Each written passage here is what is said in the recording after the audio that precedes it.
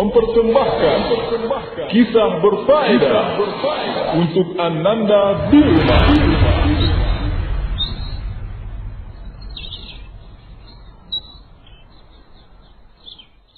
Assalamualaikum warahmatullahi wabarakatuh. Adik-adik, bagaimana kabarnya? Semoga Allah selalu merahmati kita ya. Adik-adik, ayo, siapa yang masih ingat kisah terakhir sampai mana? Ya benar, terakhir tentang kisah Dakwah Rasulullah di Taif. Bagaimana yang selanjutnya? Yuk, kita simak baik-baik.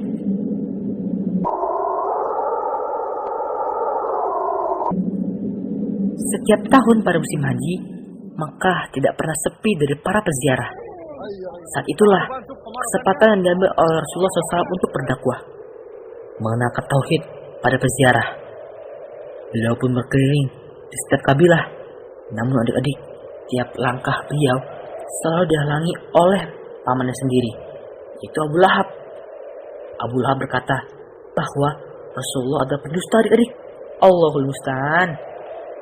Suatu ketika, bertemulah Nabi Muhammad SAW dengan para pemuda Ansar di Aqabah. Beliau menawarkan Islam kepada mereka dan membacakan ayat-ayat Al-Quran. Para pemuda Ansar itu ternyata mau menerima Islam adik-adik. Mereka menyambut dakwah beliau. Lantas, mereka kembali ke Madinah dan menceritakan kabar tentang Rasulullah SAW.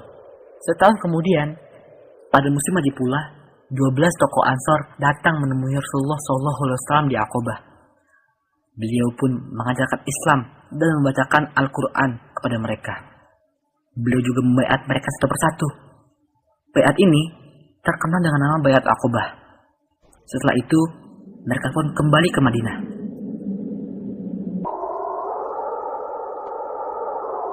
Rasulullah SAW kemudian mengutus Ibnu Ummi Maktum dan Mus'ab bin Umar radhiyallahu anhum untuk berdakwah di Madinah.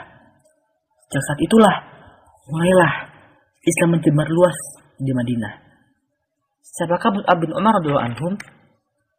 Adik-adik, sebelum beliau masuk Islam, Mus'ab bin Umar adalah salah seorang pemuda bangsawan Quraisy. Dia memiliki wajah yang tampan. Ibunya adalah wanita yang kaya raya. Dia sangat menyayangi putranya. Ibunya selalu memberinya pakaian yang bagus dan makanan yang lezat serta mewah. Namun, ketika Mus'ab telah masuk Islam, semua itu ditinggalkan. Dia juga meninggalkan ibunya karena ibunya menentang Islam. Yang dia pakai adalah pakaian yang usang, yang penuh dengan tambalan adik-adik. Dialah orang yang pertama kali ditugasi oleh Rasulullah SAW untuk berdakwah di Madinah. Dialah yang pertama kali mengenal Islam kepada kaum muslimin di negeri tersebut. Pada musim haji kemudian, Mus'ab bin Umair kembali ke Mekah dan segera menemui Rasulullah SAW. Mus'ab menyampaikan kabar tentang orang-orang yang beriman di Madinah. Alangkah senangnya hati beliau adik-adik. Pada tahun ke-13 dari kenabian, pada musim haji juga, datanglah 73 laki-laki dan 2 perempuan dari Madinah. Mereka telah masuk Islam. Mereka bertemu dengan Rasulullah SAW. Mereka sepakat untuk berkumpul pada hari-hari tasyrik di Mina, di dekat Jamratul Ula di Aqabah. Rasulullah SAW datang bersama Abbas bin Abdul Muttalib yang masih musyrik pada saat itu. Abbas datang hanya memastikan keadaan beliau. Mulailah Rasulullah SAW membaiat mereka. Aku membaiat kalian untuk membela aku, seperti kalian membela istri-istri dan anak-anak kalian. Iya, demi Allah, kami pasti akan membela Anda, seperti kami membela keluarga kami. Baiatlah kami, wahai Rasulullah SAW. Demi Allah, kami ini ahli dalam perang dan menggunakan senjata. Kalian ini kami warisi secara turun-temurun, Kata Al-Bara bin Ma'rur. wahai Rasulullah, di antara kami dan orang Yahudi ada ikatan perjanjian. Kami akan memutusnya. Apakah jika kami melakukannya, kemudian Allah memenangkan Anda, Anda akan kembali kepada kerabat Anda dan meninggalkan kami? Rasulullah SAW tersenyum dan berkata, Tidak, darahku bersama darah kalian. Hidup dan matiku bersama kalian. Aku bagian dari kalian dan kalian bagian dariku. Aku memerangi siapa saja yang kalian perangi dan berdamai dengan siapa saja yang kalian berdamai. Tiba-tiba saja, setan berteriak sekeras-kerasnya dari puncak Bukit Aqabah. Wahai penduduk Jabajid, tahukah kalian si tercela dan orang-orang murtad telah bersatu untuk memerangi kalian? Dia setan bernama Azabul Aqabah, kata Rasulullah SAW. Hai musuh Allah, aku akan membereskanmu. Kemudian, beliau bersabda kepada orang-orang beriman dari Madinah tersebut. Kembalilah kalian ke tempat kalian. Abbas bin Ubadah bin Nadlah berkata, Demi yang memutus Anda dengan kebaikan, kalau Anda mau, kami akan serbu mereka yang berada di Minah dengan pedang-pedang kami, ya Rasulullah. Aku belum diutus untuk itu. Kembalilah ke tempatmu, jawab Rasulullah SAW. Mereka pun kembali ke tendanya dan tidur. Keesokan harinya, orang-orang kafir Quraisy mendatangi tenda-tenda mereka dan menanyakan kebenaran suara yang mereka dengar semalam. Namun, Abdullah bin Ubay bin Salul yang ikut dalam rombongan dari Madinah membantah kabar tersebut. Nah, adik-adik, di tengah dakwah Rasulullah SAW di Mekah, banyak peristiwa penting sebelum hijrah ke Madinah. Mau tahu apa saja itu, adik-adik? Yuk, simak kisahnya lagi.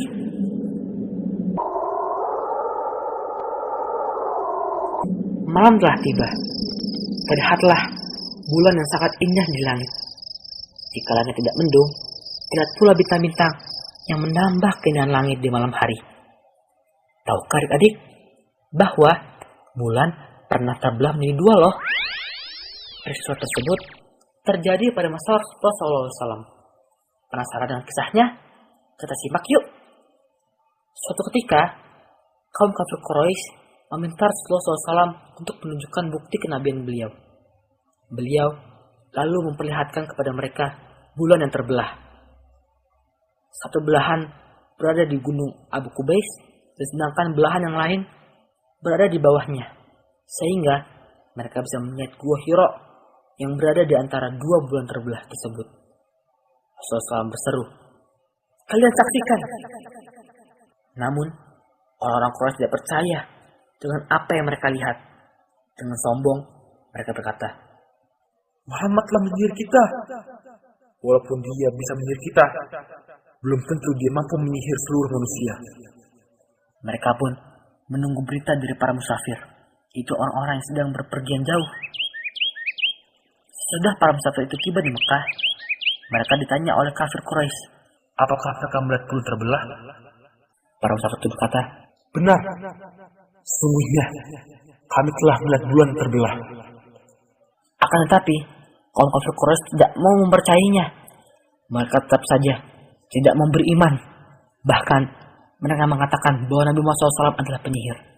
Adik-adik, adakah di antara kalian yang pernah mendengar atau membaca kisah Isra dan Mi'raj? Nah, kali ini kakak akan menceritakan kisah tersebut. Simak baik-baik ya.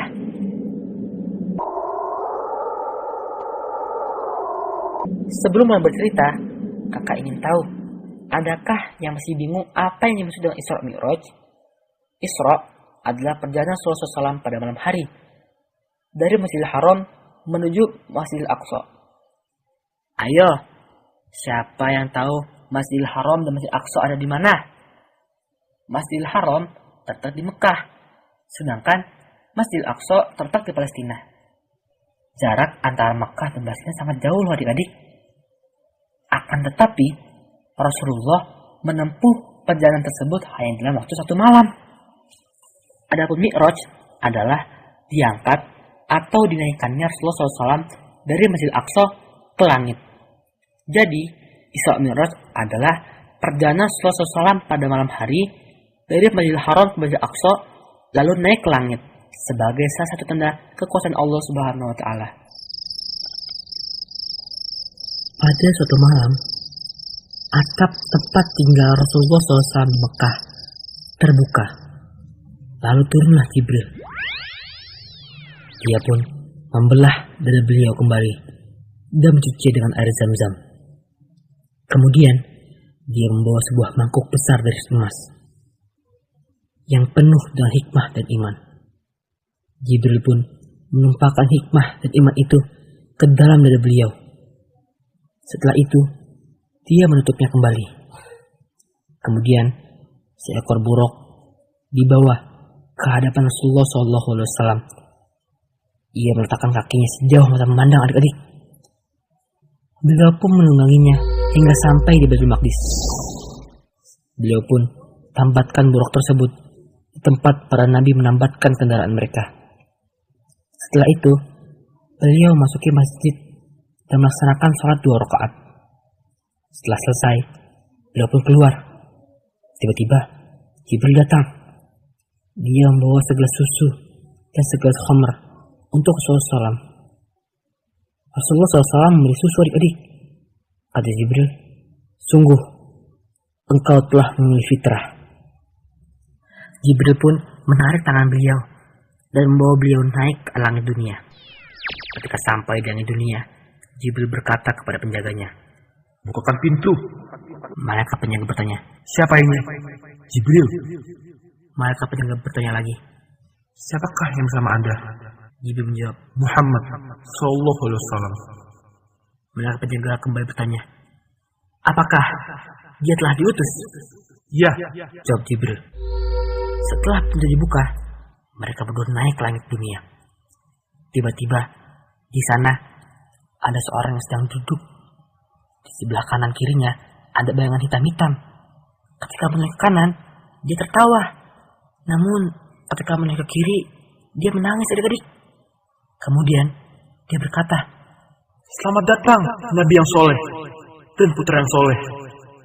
Rasulullah SAW bertanya kepada Jibril, siapa dia? Dia Adam alaihissalam. Jawab Jibril, Yang berada di sebelah kanan kirinya adalah ruh anak cucunya. Yang berada di sebelah kanan adalah ruh calon penduduk surga. Sedangkan yang berada di sebelah kirinya adalah ruh calon penduduk neraka. Rasulullah SAW naik melewati langit demi langit. Beliau bertemu dengan sebagian Nabi alaihissalam. Di langit kedua, beliau bertemu dengan Yahya alaihissalam dan Nabi Isa alaihissalam. Di langit ketiga, bertemu dengan Nabi Yusuf alaihissalam. Di langit keempat, bertemu dengan Nabi Idris alaihissalam. Di langit kelima, bertemu dengan Nabi Harun alaihissalam. Adapun langit keenam, beliau bertemu dengan Nabi Musa alaihissalam. Di langit ketujuh, beliau bertemu dengan Nabi Ibrahim alaihissalam adik-adik yang bersandar di Baitul Ma'mur. Baitul Ma'mur ini dimasuki oleh 70.000 malaikat setiap hari. Malaikat yang setiap keluar tidak akan pernah masukinya lagi. Masya Allah ya adik-adik, bisakah kalian bayangkan betapa banyaknya malaikat Allah? Setelah itu, beliau dibawa ke Sidratul Muntaha. Tidak ada satupun makhluk Allah yang dapat menerangkan keindahan Sidratul Muntaha. Di sana, Rasulullah SAW melihat Jibril dalam wujud aslinya. Jibril memiliki 600 sayap. Hah? 600 sayap? Masya Allah adik-adik, baik sekali ya. Dari bulu-bulu sayap itu memancar kemilau cahaya yang beraneka warna. Sesampainya beliau di Sidratul Muntaha, Allah mewahyukan kepada beliau apa yang dia kehendaki. Setelah itu, Allah menetapkan kewajiban sholat 50 waktu dalam sehari semalam. Selain itu, Allah juga mewahyukan penutup surat Al-Baqarah. Setelah menerima perintah ini, Nabi Muhammad SAW turun di langit ke-6. Beliau bertemu dengan Nabi Musa alaihissalam. Nabi Musa bertanya, apa yang diperintahkan Allah terhadap umatmu? Salat 50 kali, jawab beliau. Nabi Musa berkata, Kembalilah dan mintalah keringanan. Umatmu tidak akan sanggup. Aku sudah pernah menguji Bani Israel. Beliau pun kembali kepada Allah dan meminta keringanan hingga beberapa kali. Kemudian Allah berfirman, Wahai Muhammad, itulah 5 salat fardu dalam sehari semalam. Tiap-tiap salat pahalanya 10 kali lipat, sehingga nilainya sama dengan 50 kali salat. Keesokannya, Rasulullah SAW menyampaikan berita ini kepada seluruh kaum muslimin dan penduduk Mekah. Mendengar berita tersebut adik-adik, ada yang percaya, ada pula yang tidak percaya. Beberapa orang pergi menemui Abu Bakar dan menceritakan kabar tersebut kepadanya. Abu Bakar berkata, Jika dia, Nabi Muhammad SAW, mengatakan itu, tentu pasti dia benar. mereka berkata, Apakah engkau membenarkannya atas kejadian itu? Abu Bakar menegaskan, Aku benar-benar mempercayainya. Aku bakal percaya dengan kabar yang lebih mengherankan daripada itu. Aku membenarkannya atas wahyu yang turun dari langit pada waktu pagi dan petang. karena hal tersebut, Abu Bakar diberi gelar As-Siddiq, yang artinya orang yang selalu mengenakan wahyu. Kemudian mulailah orang-orang kafir itu menguji Rasulullah SAW. Mereka meminta beliau untuk menggambarkan keadaan Baitul Maqdis. Allah pun menampakkan keadaan masjid tersebut kepada beliau. Beliau menyebutkan ciri-ciri Baitul Maqdis kepada mereka. Beliau gambarkan pintu-pintunya dan tempat-tempat yang ada di sana, sehingga mereka tidak bisa lagi membantah beliau. Mereka berkata, Demi Allah, dia telah berkata benar tentang keadaan masjid tersebut. mereka juga menanyakan kafilah dagang yang akan datang dari Syam. Beliau pun menjelaskan kepada mereka jumlah unta kafilah tersebut, keadaannya, dan waktu datangnya. Bahkan beliau jelaskan unta yang berada di depan adik-adik. Setelah kafilah dagang itu tiba, kenyataan yang ada persis sebagaimana yang telah beliau ceritakan. Akan tapi mereka tetap saja tidak mau beriman. Jibril alaihissalam kemudian menemui Rasulullah SAW adik-adik. Jibril mengajarkan kepada beliau tata cara sholat dan waktu-waktunya. Sebelum peristiwa Isra Mi'raj, kewajiban sholat ini hanya 2 rakaat pagi hari dan 2 rakaat pada petang hari. Masya Allah, la haula wala quwwata illa billah.